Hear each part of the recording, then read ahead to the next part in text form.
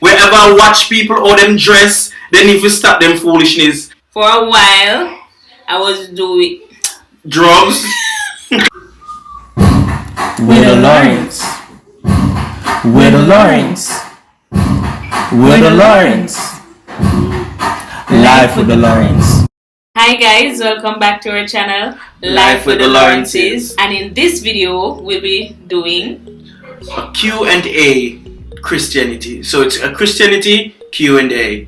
Alright, so now we have decided to ask each other 5 questions. He doesn't know my 5 and I don't know his 5. We have our questions written out, and we have now exchanged the questions.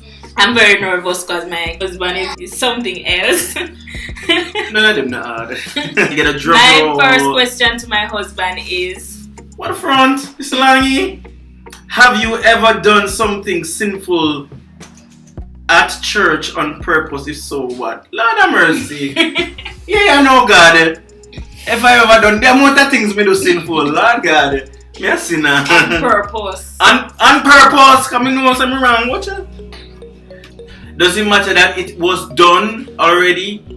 I mean, it's in the past. It's yesterday, so can't change it. But what I would say though, yes, I have done it, because have you ever done something sinful at church on purpose? Yes, I'm a sinner. I was once young too, but I was glad when they say unto me, different something that was going on.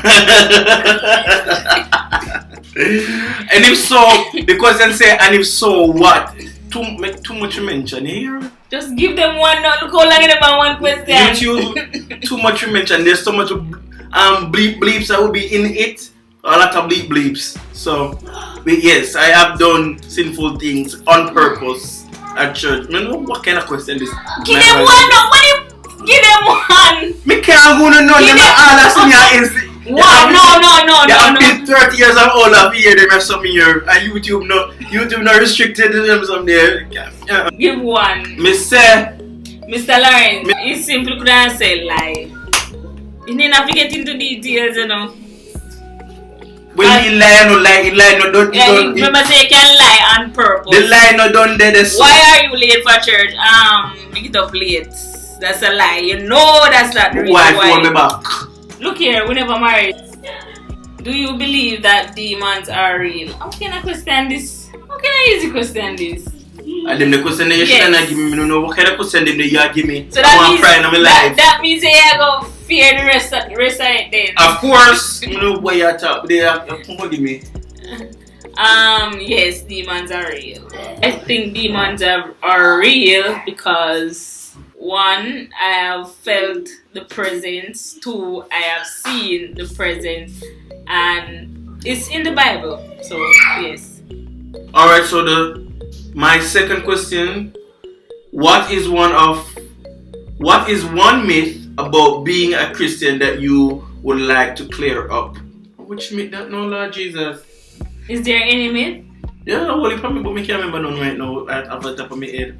Give me some time. One of the myths that I think about though is that not because you're saved doesn't mean that you are going to get blessings on top of blessings at the same time, or that God is going to come down and part the Red Sea for you right now, right here. So sometimes you have to grow and sometimes you have to learn and develop, because people feel say as them get saved everything just change. It never change immediately. If you're used to smoke, or if you're used to drink, or whatever it is that your weaknesses or your sin is, when you just get saved, it's a possibility that you might do this 1 or 2 more times before you just say looking at your inside and say, no man, if me say me save me need to stop this.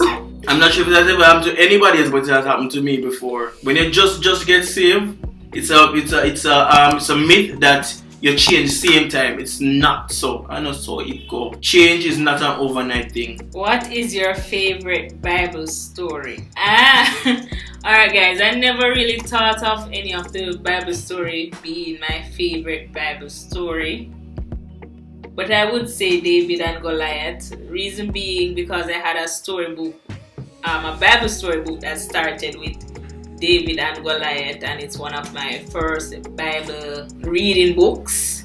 So I would say David and Goliath. Give us a small synopsis. Not so I know what David and Goliath. I wouldn't really know who David and Goliath. Alright. David was a small boy who defeated a giant and tall man with only one stone in his head. And it gets brutal. Chop off your neck. Rabat! Your mama! Alright, so my third question. What is your pet peeve or what annoys you the most about church or church folks? Now listen to me. You see the church folks, yeah, so when you dress a certain way and you attend church and you have those church folks that love to look at you and before you even step foot in the church, them don't say what kind of underwear you wear and them not say underwear, but them don't say that the underwear no fit for church. That the shirt they no fit for church, that the shoes they no fit for church. When in reality, none of them are giving you anything in your pocket. So we are having a big problem with church folks and youth to be in particular because most of the times, youth when they come to church, even if it, as an unsaved come to church with a wear mesh, you can't. Why you go? Frown up your nose and make nice pan that for when an unsaved wear mesh come to church. Come on. The reason why they wear the mesh because they're unsaved. They're not saved good yet. They're not saved yet. Why did you choose Jesus and not any other God? That's a big question. Alright, let's say first of all I grew up in a Christian family and the only thing I knew was Jesus, but I stepped out, or should I'm not gonna say step out. Let me fix your face. You step out. She's not an angel. YouTube. So no make she a pretty face. Fool, no. She's not an angel. As I was saying, for a while I was doing drugs.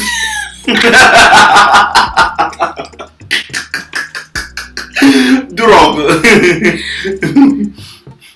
So all I knew was Jesus, but I can say that I've been to the other side where it was just probably partying or probably doing things that are ungodly, and I realized that when I was on that side or in that side, I felt lost. I felt like I'm not supposed to be there. I didn't feel right within myself, but when I got back to Jesus, everything's changed. It feels like this is where I'm supposed to be. This is the right thing to do. So that is why I chose Jesus, and he has basically shown to me a number of times that he has always been there for me. So why would I move away from that, being that I have experienced the love and the joy that Jesus brings? I can attest to that. The reason why I chose Jesus too, as my wife, she's trying to say that she left the presence of God, which I also left the presence of God. And when you're outside of the presence of God, you recognize that something is missing, something is amiss, something is wrong. And there is nothing else that can fulfill it. No sex, no amount of money, no amount of drugs, no amount of party. Nothing can fulfill that space. Nothing can fill that space that Jesus fills. And Jesus is first in everything. What advice would you give to an unsaved? Alright, somebody who is not in Christ. Maybe you are a Christian but you're not saved. You are unsaved. Alright, advice I would give to you, one of the first advice I would give to an unsaved is to recognize that there is a true and living God. Because nowadays we find that a lot of persons are questioning, is God real? Which I am here to tell you, we are here to tell you that God is indeed real. I want you to take a look at your own flesh and your own blood, your own body. Can you imagine your heart is pumping? What created this? Who created this? Your brain is functioning, your hands, they can move. How is this even possible somebody must be at the helm of this. Somebody must be up there. There must be a God. You can walk, you can talk, you can think. Your eyes, one eye can open and one eye shut. Your body can do all of this. How is it that two stones collided together? No, there must be somebody who created this. And I am here to tell you, we are here to tell you that God is real. That's the first thing I would say to an unsaved. God is real, and you can find Him right where you are at. Just begin to close your eyes and ask God. Say, Jesus, come unto me. I am a sinner and I need you. Alright, that's a good answer. My turn. What is your favorite version of the Bible? Basically, King James Version. I wonder why. Reason being, I basically did not read any other version, as I don't really like any other version. I have glimpsed, I've heard persons read from the other versions, but I myself never took up the time to read other versions. So for me, the reason why I think King James Version, if it's not the King James Version, it's the new King James Version. But I want to more stick with the King James Version, because the other versions, they kind of seem as if they're slowly watering down, slowly taking away from it. And I don't want other person's translation. I want, when I go into the Word, I'm gonna read it. I'm go to God and say, God, what does this mean? God, give me a translation. Yeah, because you can read the same passage 100 times. Trust me, those 100 times you might get 50 different translations or 50 different understandings, because each situation there can be a different understanding. Final question. Like you're glad. I'm glad, you see. What do you love the most about being a Christian? Yes, what I love the most about being a Christian is the joy and the peace that we feel. You listen to me. You think we don't know peace that passes all understanding? We don't know peace if we don't know God. I'm telling you that. Because when there's no money in your pocket, the peace that overshadows you. What I love the most about being a Christian is that God supplies me with peace and joy. And joy. What a peace and joy that the man bring. Sing. Bye. Oh God. Alright, last question for me. Why do you believe in Jesus yet you can't see Him? When you fix your face up, you don't send him, mom. No. Why do I believe in Jesus yet I cannot see Him? Well, I can feel Him. He speaks to me in dreams, literally. He speaks to me daily, but sometimes think it's my mind when it's not my mind. It's actually God speaking based on the situation. I can feel. Why I believe in Jesus yet I can't see Him. When faith is activated, faith is the substance of things hoped for, the evidence of things not seen.